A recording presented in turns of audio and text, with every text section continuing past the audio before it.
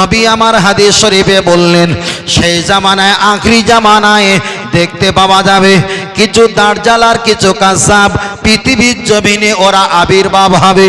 নবী আমার পরে বললেন, ইয়াকুনাকুম বিল হাদিসি, তবে ওরা এমন এমন হাদিসের কথাবার্তা বলবে, বিমালাম তাসমাউ, যা তোমরা ইতিপূর্বে কখনো শোনোনি, ও আনতুম ওয়ালা আবাউকুম, যা তোমাদের মুরব্বীরা শুনে তারা কবরে যায়নি।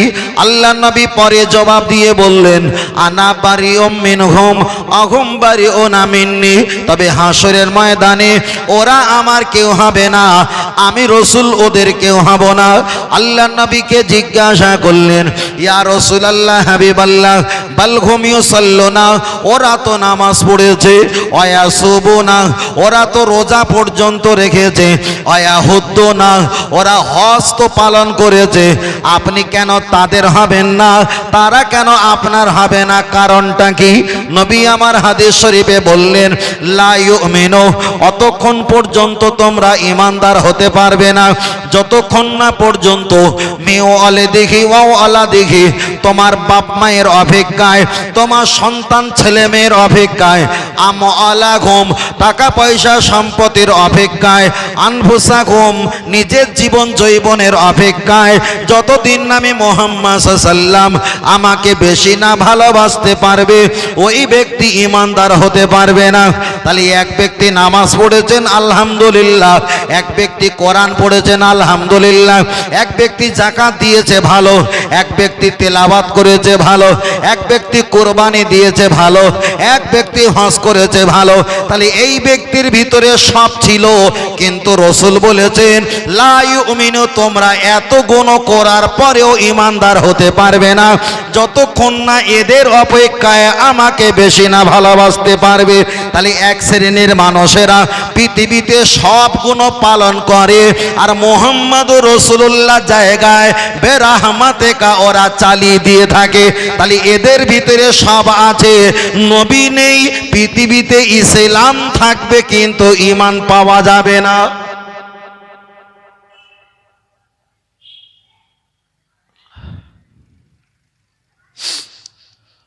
চলেন আমি আপনাকে বোঝাতে চেয়েছি, লক্ষ্য করে দেখা যায় তাহলে পৃথিবীর জমিনে ইসলাম থাকবে, ঈমান পাওয়া যাবে না। এই ব্যাখ্যা দিতে গেলে দীর্ঘক্ষণ লম্বা আমার অনেকটা বেড়ে যাবে। চলেন একটাবার আগিয়ে যাওয়া যাক। আমরা নামাজ পড়ি, নামাজের ভিতরে আমরা একটা কোরআনের আয়াত পড়ি, ইহদিনাস সিরাতাল মুস্তাকিম, ইহদিনা সিরাতাল মুস্তাকিম, जिसका मतलब ऐसी है, যার ব্যাখ্যা হলো এটা, আল্লাহ চালাও সে পথে যে পথে তোমার প্রিয়জন গেছে চলি। আল্লাহকে বলছি, আল্লাহ আপনার প্রিয়জনরা যে রাস্তায় চলে গেছে ওই রাস্তায় আমাদেরকে আপনি একটু চালিয়ে দাও। তাহলে আল্লাহ নবীকে জিজ্ঞাসা করি, আল্লাহর প্রিয়জন কারা কারা কারা? আল্লাহর কোরআন জবাব দিয়ে বললেন, এক নম্বরে নবীগিন, সিদ্দিকিন, শুহাদা, সালিহিন, এরা হলো আল্লাহর প্রিয়। আর প্রতি নামাজে বলছি, আল্লাহ চালাও সে পথে যে পথে তোমার প্রিয়জন গেছে চলি। তাহলে আমরা তো ওই প্রিয়জনের রাস্তায় চলার জন্য প্রতি নামাজে সূরা ফাতিহার ভিতরে আমরা পড়ে থাকি, কিন্তু ফুরফুরা শরীফ দাদা পীর রহমাতুল্লাহ আলাইহির দিকে একবার তাকিয়ে থাকো। আল্লাহর কোরআন বললেন নবীন, কিন্তু দাদা পীর নবী নয়। আল্লাহর কোরআন পরে বললেন শুহাদা, দাদা খুঁজো শহীদ হলো না। আল্লাহর কোরআন পরে বললেন সালেহিন, দাদা পীর রহমাতুল্লাহ তিনি সৎ ছেলে, 9 বছর কিংবা 11 বছর বয়সে আমার নবীর দিদার 3 বার পেয়েছেন। আল্লাহর কোরআন চতুর্থ নম্বরে বললেন সিদ্দিকিন, দাদা পীর রহমাতুল্লাহর বংশ হলো সিদ্দিকি।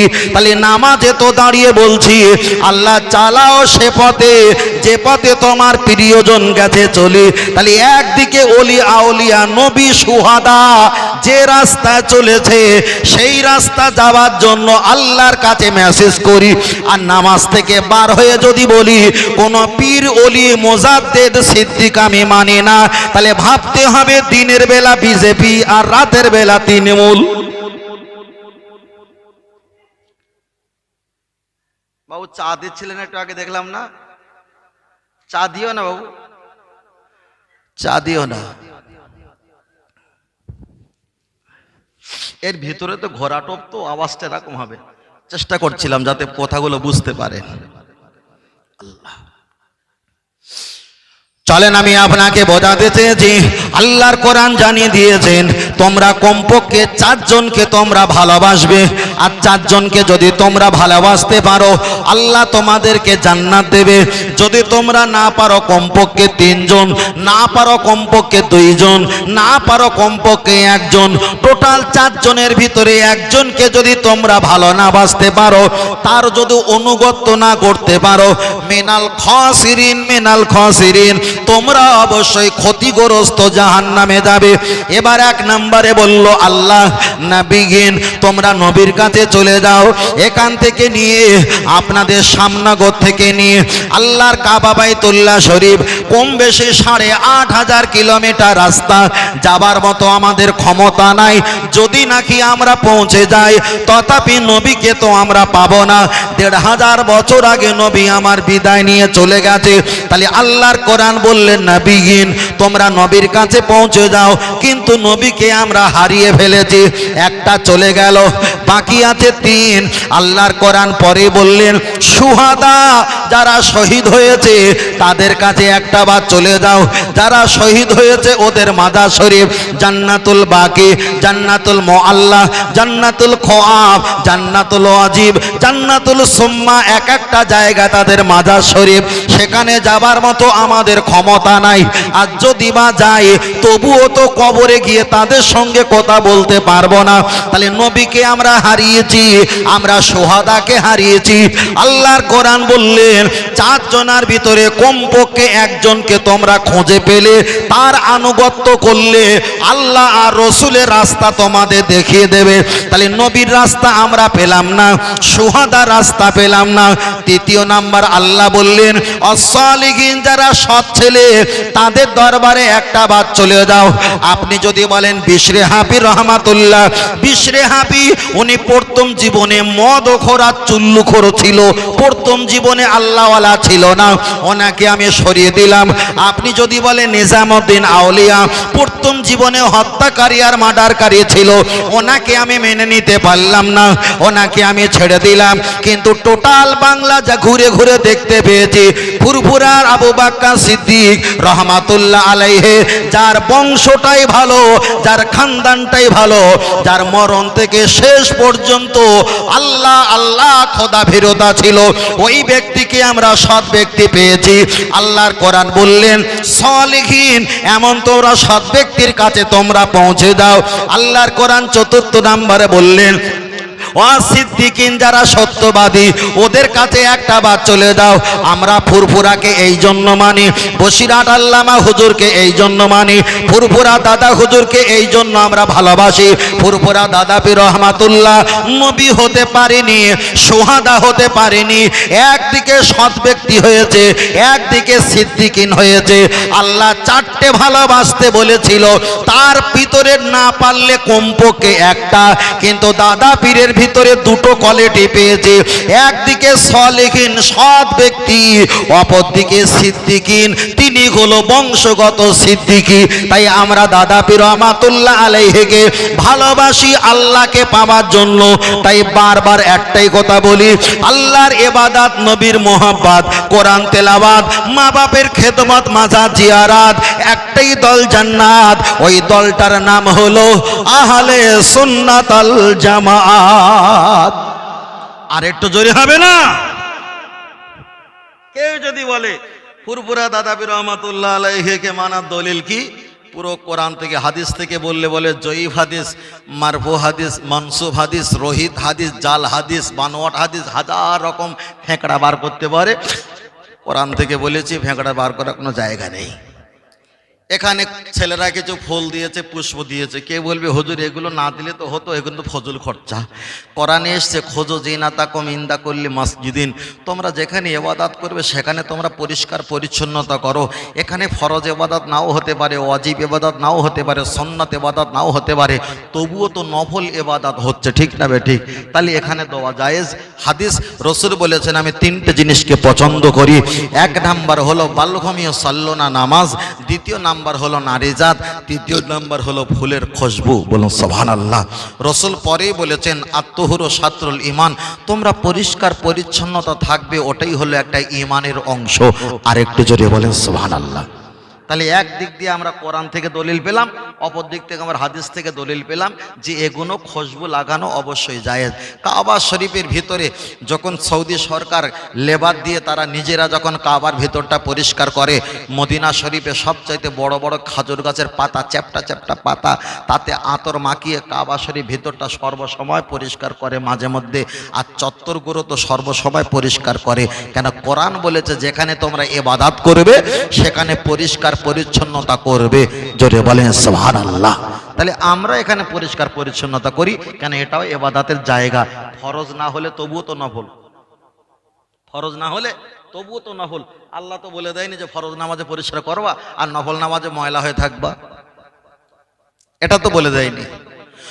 নবী মুসা আলাইহিস সালামের উম্মতের আল্লাহ বড় একটা চাপ দিয়েছিলেন, স্বামী স্ত্রীর মিলনের পর যদি বীর্য লেগে যায়, ওদের শরিয়াতে ছিল সেই জায়গায় কাঁচি দিয়ে গোল করে কেটে দেওয়া। কিন্তু উম্মতে মুহাম্মাদির জন্য আল্লাহ সহজ করে দিয়েছে, 3 বার ধুইলে পাক, নাপাক থেকে পাক।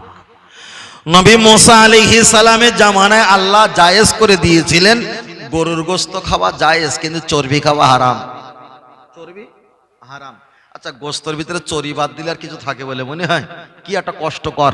কিন্তু উম্মতে মুহাম্মাদির জন্য আল্লাহ সিদ্ধান্ত করে দিয়েছে গরুর গোশত খেতে পারো, চর্বিও খেতে পারো, হাড্ডিও খেতে পারো, যদি ভুঁড়ি ওটা মাকরুব ভুঁড়ি ওটাও খেতে পারো, দিল কলিজা ফ্যাপসা এগুলো খেতে পারো, কোনো সমস্যা নেই।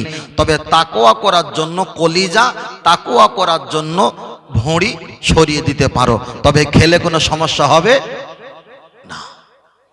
আল্লাহ আল্লাহ। চলেন আমি আপনাকে বোঝাতে চেয়েছি, তাহলে প্রথম থেকে বলছিলাম পৃথিবীর জমিনে ইসলাম থাকবে কিন্তু ঈমান পাওয়া যাবে না। চলেন আমি আপনাকে একটাই কথা বলি, আমি আপনার কাছে বলছিলাম এখানে যদি আমি নামাজের ওয়াজ করি, ছেলেরা বলবে হুজুর নামাজের ওয়াজ করেছে কতই না ভালো। আমি যদি রোজার ওয়াজ করি, ছেলেরা বলবে রোজার ওয়াজ করছে কত না ভালো। আমি যদি জাকাতের ওয়াজ করি, বলবে জাকাতের ওয়াজ নসিহত করেছে কতই না ভালো। আমি যদি ফিতরার ওয়াজ করি, ছেলেরা বলবে ফিতরার ওয়াজ করেছে কতই না ভালো। কিন্তু আমি যদি নবী নিয়ে ওয়াজ করি, আমাদের ভিতরে যদি নোনা পানীয় নামীয় কোনো ব্যক্তি থাকে, তখন বলবে এ ফিতনাবাজ হুজুর, ফিতনাবাজ হুজুর। তাহলে নামাজের ওয়াজ করলে সমস্যা হবে না, রোজা জাকাত হজ কুরবানির ওয়াজ করলে সমস্যা হবে না। নবী সম্পর্কে ওয়াজ করলে বলবে মাজার পূজারি, নবী সম্পর্কে ওয়াজ করলে বলবে ফিতনাবাজ হুজুর। এখন এই ব্যক্তিকে চলেন একটা বাদ চিনিয়ে দেওয়া যাক। আল্লাহ নবী আবু জাহেলের বাড়ির পাশ দিয়ে চলে যায়, আর কিছু কিছু ব্যক্তিরা দেখে আল্লাহ নবীকে সম্মান দেয় আর বলা কবা করে, মুহাম্মদ তোমার বাপ ভালো, মুহাম্মদ তোমার বংশ ভালো, মুহাম্মদ তোমার মা ছিল ভালো, মুহাম্মদ তোমার দাদি ছিল ভালো, মুহাম্মদ তোমার নানা ছিল ভালো। বলছে নবী শুনে শুনে চলে যাচ্ছে। ঠিক 21 দিন হয়ে গেছে, নবী আবার ওই রাস্তা দিয়ে বলছে লা ইলাহা ইল্লাল্লাহ আনা আনা আমি মুহাম্মদ রাসূলুল্লাহ। যারাই বলেছিল মুহাম্মদ তোমার বাপ ভালো, মা ভালো, তোমার বংশ ভালো, তোমার রক্ত ভালো, তোমার নানা নানি ভালো, আর তারা তাদের মাঝখানে যখন বলেছেন লা ইলাহা ইল্লাল্লাহ মুহাম্মাদুর রাসূলুল্লাহ, তোমরা আল্লাহকে মানো, আমি নবী নবী বলে তোমরা বিশ্বাস করো, তারা তো ওই জবানে বলেছিলেন মুহাম্মদ তোমার রক্তের দোষ। তাহলে নবীর এতক্ষণ প্রশংসা করছিল, নবী একবারও ফিরে ওই প্রশংসা মাথায় তুলে নেয়নি। নবীর যেটা কাজ ছিল, সেই মুহাম্মদ সাল্লাল্লাহু আলাইহি ওয়াসাল্লামের কলেমা যখন ওদেরকে শোনালো, ওই জবানে প্রশংসা করেছিল, এবার পাল্টা ওই জবানে নবীকে গালি দেয়। আজকে যদি আমি কলেমার কথা, আজকে যদি আমি নামাজের কথা, যাকাতের কথা, হজের কথা এইগুলো বলি, ওদের মতো প্রশংসা করবে এই হুজুর ভালো, এই হুজুর সুন্দর, এই হুজুর ভালো। আর যেই বলবো নবী আমাদের সবচাইতে বড় ঈমান, তখন বলবে ওই হুজুরের একটু ভাষা খারাপ। একদম সেম একই। ও আমার বাপজিরা চলেন, আমি আপনাকে বোঝাতে চেয়েছি, লক্ষ্য করে দেখা যায় তাহলে বক্তব্য ছিল কি, বালঘমিও সল্ল না, ওরা নামাজ পড়বে, অয়াসুব না, ওরা রোজা রাখবে, অয়াহুদ্দ না, ওরা হজ করবে। আল্লাহ নবী পরের জবানে বললেন ওরা নামাজ পড়বে, রোজা রাখবে, হজ করবে, যাকাত দেবে, কিন্তু সেই জামানা দেখতে পাওয়া যাবে ওদের ভিতরে ঈমান থাকবে না। নবী আমার আর একটা হাদিস শরীফে বলেছেন, আর একটা হাদিসে বললেন লা ইয়াবকা মিনাল ইসলামি ইল্লা ইসমুহু আও কামা ক্বালা আলাইহিস সালাম। আল্লাহ নবী বললেন সেই জামানায় ওদের নাম থাকবে মুসলমান। আপনার আধার কার্ডটা চেক করেন, মুসলমান লেখা, আপনার প্যান কার্ডটা চেক করবেন, মুসলমান লেখা, খাদ্য সুরক্ষার কার্ড কিংবা এটিএম কার্ড চেক করবেন, মুসলমান লেখা, কিন্তু দেখতে পাওয়া যাবে মুসলমান নাম লেখা আছে, আদৌ হয়তো ওই ব্যক্তির ভিতরে ঈমান নেই, ঈমান নেই। এবার বলবেন হুজুর ঈমান কোনটা? এই ব্যক্তি তো নামাজ পড়ে, এই ব্যক্তি রোজা রাখে, এই ব্যক্তি তো হজ করে, এই ব্যক্তির কি ঈমান নেই? চলেন তাহলে পাল্টা আর একটা বার ঘুরিয়ে বলা যাক। কাদিয়ানি বলে একটা দল আছে, ওই কাদিয়ানি আমাদের আশেপাশের ভিতরে আমার পরিচিত যতটা জানি ডায়মন্ড হারবার স্টেশন থেকে পিছিয়ে আসতে হবে একটা স্টেশন, ওই স্টেশনটার নাম হলো গুরুদাসনগর। গুরুদাসনগরের পশ্চিম দিকে একটা গ্রাম আছে, ওই গ্রামটার নাম হলো কবিরা গ্রাম। একদিকে পুকুরের ওপারে সুন্নিদের মসজিদ দোতলা, পুকুরের এপারে কাদিয়ানিদের মসজিদ দোতলা। ওরা আসরের আজান দেয়, কাদিয়ানিরা আসরের আজান দেয়, ওরা 5 ওয়াক্ত আজান দেয়, এরা 5 ওয়াক্ত আজান দেয়। আমরা ওখানে রোজা সেহরি হাঁকি, এরাও রোজা সেহরি হাঁকে। আমরা ঈদের নামাজ পড়ি, কাদিয়ানিরাও ঈদের নামাজ পড়ে, আমরা নামাজ পড়ি, ওরা নামাজ পড়ে। আমরা রোজা রাখি, মাথা টুপি দেই, ওরা মুখে দাড়ি রাখে, রোজা রাখে, মাথা টুপি দেয়, কিন্তু ওরা বেঈমান আর কাফের। তার কারণ হলো একটা, নবী আমার হাদিস শরীফে বললেন আনা খাতামুন নবী লা নবিয়্যা বাদি, আমি হলাম শেষ নবী, আমার পরে আর পৃথিবীর জমিনে কোনো নবী আসবে না, আসবে না। কেউ যদি কোনো ব্যক্তিকে নবী বলে বিশ্বাস করে, হাজার ইবাদত থাকা সত্ত্বে ওই ব্যক্তিটা বেঈমান আর কাফের হয়ে যাবে। তাহলে আমাদের নবী হলো মুহাম্মদ সাল্লাল্লাহু আলাইহি ওয়াসাল্লাম। যারা কাদিয়ানি বলে যারা দল আছে, ওদের নবীর নাম হলো গোলাম আহমদ কাদিয়ানি মির্জা। তাহলে আমাদের নবী হলো শেষ নবী, ওদের নবী হলো গোলাম আহমদ কাদিয়ানি। তাহলে নামাজ আছে, রোজা আছে, হজ আছে, যাকাত আছে, নবীকে বাদ দিয়ে অন্য ব্যক্তিকে নবী সাজিয়ে ওরা বেঈমান আর কাফের হয়ে গেছে। তাহলে হাদিসটা এখানে প্রমাণ হয়ে গেল, এক শ্রেণীর মানুষেরা নামাজ পড়বে, ওরা রোজা রাখবে, ওরা হজ করবে। নবী বলছে কিয়ামতের ময়দানে আমি ওদের কেউ হব না, ওরা আমার কেউ হবে না। এটাই হলো কাদিয়ানি নামীয় প্রমাণ। কাদিয়ানি যারা আছে তাদের নবী হলো গোলাম আহমদ কাদিয়ানি মির্জা, আমাদের নবীর নাম হলো মুহাম্মদ সাল্লাল্লাহু আলাইহি ওয়াসাল্লাম। কেউ যদি সারা বছর ইবাদত করে, সেজদা করে থাকে এক একটা বছর ধরে ভাই, আর নবীকে বাদ দিয়ে অন্য ব্যক্তিকে নবী বলে স্বীকার করলে তার ঈমান আছে? তাহলে ঈমান কিসে? নামাজে? নামাজে যদি ঈমান থাকে তাহলে কাদিয়ানিতে তো জান্নাত পাবে। রোজা যদি ঈমান থাকে তাহলে রোজা করে তো জান্নাত পাবে। কিন্তু ওগুলো হলো ইবাদত, ওগুলো হলো একটা পানি, ওগুলো হলো একটা মানে পানি। আর মুহাম্মদ সাল্লাল্লাহু আলাইহি ওয়াসাল্লাম হলো একটা পাত্র। ওরা হাজার পানি রেখেছে কিন্তু ওদের পাত্র নেই, ওদের নবী নেই, নবীর এগনেস্টে ওরা নবী বানিয়েছে।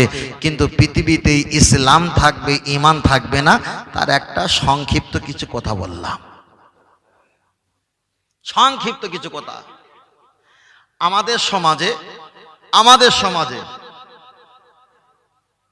এলাকায় হয়তো 2-4 জন 5 জন কিছু নোনা পানি আছে, এরা হয়তো লাপালাপি করে না, কিন্তু যত বছর যাবে, যত দিন যাবে, এদের কিন্তু মেজরিটি বাড়বে, এদের সদস্য পরিবার বাড়বে। কথা বুঝলেন না? কিন্তু এটা পৃথিবীর সিস্টেম, এটা থাকবে। কেন? ওরা নিজেরাই ওদের একটা গুরু বলেছে লা ইলাহা ইল্লাল্লাহ মুহাম্মদ রাসূলুল্লাহ। আমি 6 মাস কিংবা 1 বছর যাবত খুঁজেছি, পৃথিবীর কোনো হাদিস কোরআনে আমি খুঁজে পাইনি। তাহলে যে হুজুর, বড় হুজুর বলেছেন আমি কলেমা শরীফ খুঁজে পাইনি, এখন সেই হুজুর কলেমা পড়েছে বলে বিশ্বাস হয়? বিশ্বাস হয় না তো। সেই হুজুর কলেমা পড়িনি, কিন্তু সেই হুজুরের জবানে হাজার হাজার হাদিস, হাজার হাজার কোরআন, হাজার হাজার নামাজের মশলা মশাইল, কিন্তু তার ভিতরে সব আছে, কিন্তু নেই মোহাম্মদুর রাসূলুল্লাহ। এবার যদি বলেন ওই ব্যক্তিটা ইমানদার, তাহলে ওর থেকে তো বড় ইমানদার ইবলিস। ইবলিস আল্লাহকে মানে না? মানে না? মানে। জান্নাতকে মানে, জাহান্নামকে মানে, পরকালকে মানে, আল্লাহর নামে সেজদা কোটি কোটি বছর ধরে করেছিল, কিন্তু নবী আদমকে মানেনি, ইজ্জত সম্মান দেয়নি। আমার আল্লাহ তার কি হেফাজত করেছিল? করিনি। তাহলে ইবলিসের সব ছিল, এরও সব আছে। ইবলিসের নবী ছিল না, এরও নবী নেই। তাহলে ইবলিস এ যদি জান্নাতে যায়, তাহলে ইবলিস তো আগে জান্নাতে যাওয়া দরকার। ওই জন্য বললাম পৃথিবীতে ইসলাম থাকবে, কিন্তু ঈমান থাকবে না। ইসলাম আলাদা, ঈমান আলাদা। আল্লাহ, চলেন আমি আপনাকে বোঝাতে চেয়েছি, আমাদের সমাজে একটা বিধি ব্যারাম হয়ে গেছে। আমরা যখন ডান দিকে বাম দিকে আমরা নামাজ পড়ার পর আমরা দুটো হাত তুলে মোনাজাত করি, অনেক কান্নাকাটি, অনেক কিছু রনাজারি করি। আর কান্নাকাটি রনাজারি করার পর মোনাজাতটা যখন শেষ করি, আমরা বেরাহমাতিকা বলি, বেরাহমাতিকা ইয়া আরহামার রাহিমিন, যার ব্যাখ্যা হলো এটা, আল্লাহ তুমি আমার প্রতি রহমত দাও, আমার প্রতি দয়া করো, আমার প্রতি রহমত দাও। তাহলে একজন নামাজ পড়া শেষে মোনাজাত শেষ করে কোনো একটা মুসল্লি যদি বলে বিরহমাতিকা ইয়া আরহামার রাহিমিন, আল্লাহ তুমি আমার প্রতি রহমত দাও, রহমত দাও। এবার আল্লাহকে একটা বার জিজ্ঞাসা করা যাক, ও রব্বুল আলামিন, আল্লাহ আপনার বান্দা ইবাদত করেছে আর হাত তুলে আপনার কাছে রহমত চেয়েছে, আপনি কি রহমত দেবেন? আমার আল্লাহ জবাব দিয়ে বলবে, রহমতের মালিক আমি আল্লাহ, আল্লাহ, আল্লাহ, কিন্তু ওমা আরসালনাকা ইল্লা রাহমাতাল লিল আলামিন। আর রহমত ওয়ালা হলো তোমাদের নবী মুহাম্মদুর রাসূলুল্লাহ। জোরে বলেন সুবহানাল্লাহ। তাহলে এই ব্যক্তি আল্লাহর কাছে বলছেন, আল্লাহ আপনি আমার প্রতি রহমত দাও, রহমত দাও। আল্লাহ বলছে রহমতের মালিক আমি, কিন্তু রহমত ওয়ালা হলো আমার আপনার নবী, নবী, নবী। আল্লাহর কোরআন তাই প্রমাণ করে দিয়েছে। তাহলে আল্লাহর কাছে রহমত চাইলে আমার আল্লাহ যদি রহমত যদি দিয়ে দেয় নবী ছাড়া, চলেন একটা বার আগিয়ে যায়। নবী আদম আলাইহিস সালাম 350 বছর কান্নাকাটি করেছেন। ফুরফুরা দাদা পীরে রহমাতুল্লাহ আলাইহির প্রধানত খলিফা আল্লামা রুহুল আমিন, তিনি একটা কেতাবে লিখেছেন, কেতাবটার নাম হলো মিলাদে মুস্তাফা। ওই কেতাবে বললেন নবী আদম আলাইহিস সালাম 360 বছর ধরে আল্লাহর কাছে কেঁদেছেন, ইয়া রাফি ইয়া দাইহি, হাত তুলে কেঁদেছেন, বিরহমাতিকা ইয়া আরহামার রাহিমিন, আল্লাহ তুমি নবী আদমের প্রতি রহমত দাও। আমার আল্লাহ রহমত দিল না। ওয়াসজুদু লিল্লাহ, যেখানে গেছে সেখানে সেজদা দিয়েছে, আমার আল্লাহ সেজদা কবুল করলো না। ওয়ারকাউমার রাকিন, সময় পেয়েছে রুকু দিয়ে আল্লাহ তসবিহ পড়েছেন, আমার আল্লাহ একবারও রহমতের নজরে তাকালো না। নবী আদম আলাইহিস সালাম আল্লাহর কাছে রহমত চেয়েছে, আমার আল্লাহ 350 বছর তাকে কান্নাকাটি করেছেন। জিবরিল আমিন আলাইহিস সালাম আশহাদু আন্না মুহাম্মাদার রাসূলুল্লাহ এই আওয়াজটা দিয়ে যখন একটাবার আজান দিয়েছে, নবী আদম আলাইহিস সালাম আমার নবীর নামটা নিয়ে আল্লাহর কাছে দোয়া চেয়েছে। আল্লাহর কোরআন বিবরণ দিয়েছে, ফাতালাক্কা আদম মির রাব্বিহি বিকালিমাতিন ফাতাবা আলাই ইন্নাহু হুয়াত তাওয়াবুর রহিম।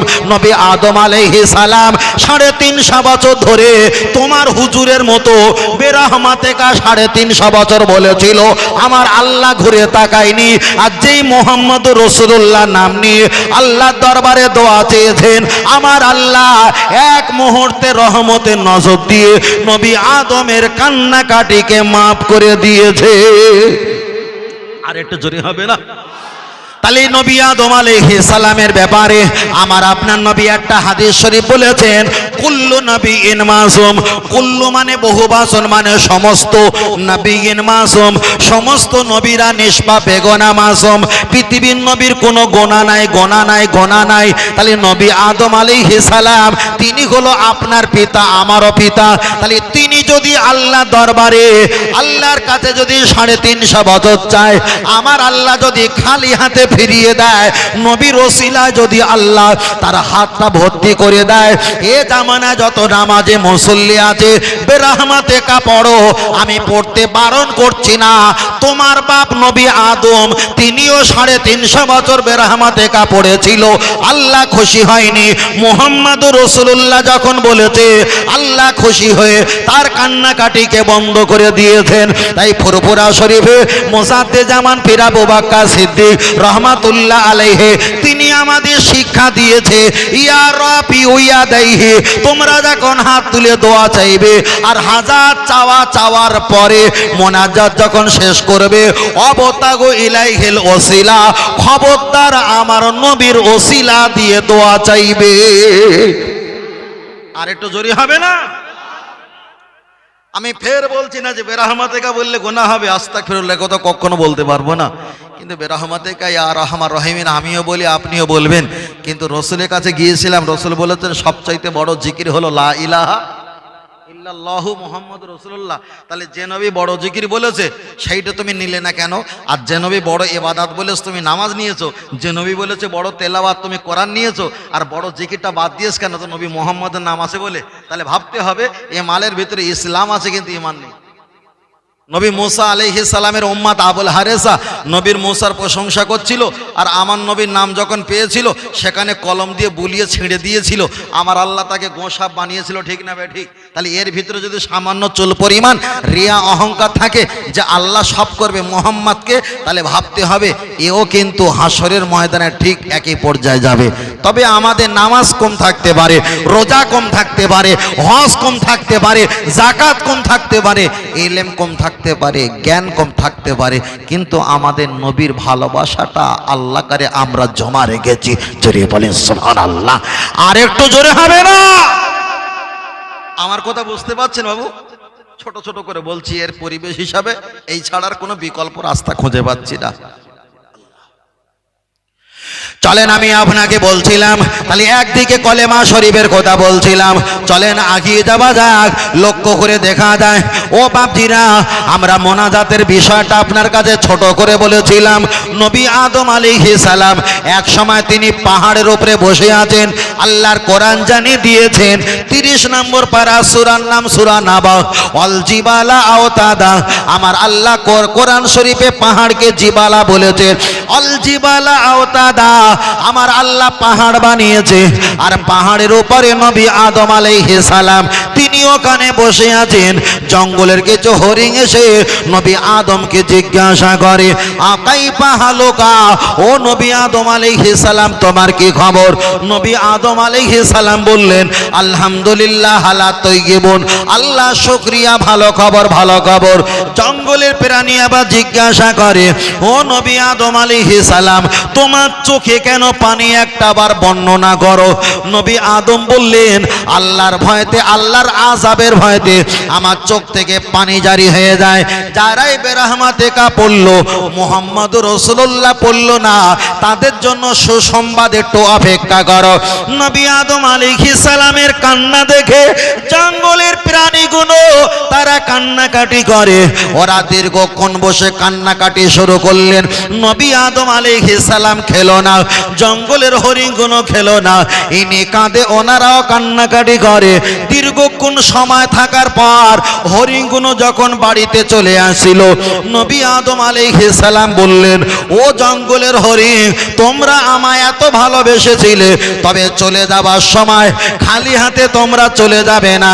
এই দেখো আমার গায়ে জান্নাতি লাকড়ি পাতা মারিয়াম ফুল আছে, এই জান্নাতি লাকড়ি পাতা মারিয়াম ফুল আমি তোমাদেরকে কিছু তাবারক হিসাবে দিলাম, তোমরা একটু চিবিয়ে খেয়ে অন্তত বাড়ি পৌঁছে যাও। জঙ্গলে প্রাণীগুলো খাবার পর ওরা যখন জঙ্গলে প্রবেশ করলো, তাফসীর কারকেরা বর্ণনা করেছেন ওদের চেহারাগুলো নূর আর নূর ঝিকিমিকি করে, ওদের গাল থেকে সুগন্ধ জারি হয়, ওদের দুই পাশার মাঝখানে মৃগনাভি কস্তুরী আমার আল্লাহ দান করে দিয়েছে। দ্বিতীয় দল হরিণ ওদের দেখে বলল, আমাদের সাথী ভাই, তোমাদের এমন নিয়ামতে কি করে হলো একটা বার জবাব দাও। হরিণগুলো বলল নবী আদম আলাইহিস সালাম উনি কান্নাকাটি করছিল, তাই আমরা ওনার সঙ্গে কেঁদেছিলাম, ওনার সঙ্গে মোহাব্বত করেছিলাম, ওনার পাশে ঘন্টাকে ঘন্টা বসেছিলাম। কিন্তু চলে আসার সময় কিছু লাকড়ি পাতা মারিয়াম ফুল আমাদের দিয়েছে, আমরা খাওয়ার পর আল্লাহ নিয়ামতি দান করেছে। খুব ভালো করে খেয়াল করবেন। দ্বিতীয় দল হরিণ বলে আমরাও যাব, ওদেরকে লোকেশন ঠিকানা দিয়েছে। ওরা নবী আদমের কাছে গিয়ে বললেন, ও নবী আদম আলাইহিস সালাম, তুমি যে আমাদের সাথী ভাইদের যেগুলো দিয়েছিলে ওই মালগুলো আমাদেরকে দাও। নবী আদম দেরি না করে গায়ে থেকে মারিয়াম ফুল পাতা লাকড়ি পাতা যা ছিল ওদেরকে দিয়েছে। ওরাও চিবিয়ে খেয়ে বাড়িতে চলে এসছে, কিন্তু চেহারাটা কুত্তার ফেনা হয়ে গেছে।